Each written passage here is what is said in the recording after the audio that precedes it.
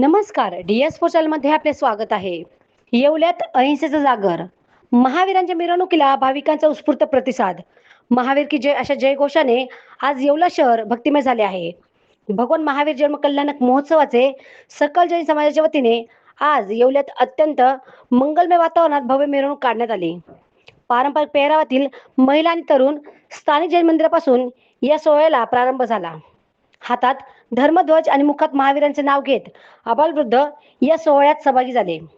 विशेष म्हणजे पारंपरिक पेहरावात आलेल्या महिला भगिनींनी या मिरवणुकीची शोभा अधिकच वाढवली.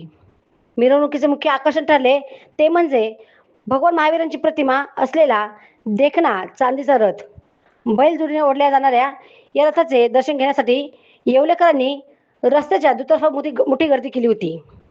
बँड पथकाच्या तालावर आणि शिस्तबद्ध नियोजनाने या सोहळ्याला शिस्तबद्ध स्वरूप प्राप्त झाले होते. DS4 मराठी न्यूजसाठी दीपक सोनवणे, येवला. जय जिनेंद्र. आज महावीर जन्मकल्याणक महावीर जयंतीचा दिवस, अतिशय आनंदाचा दिवस.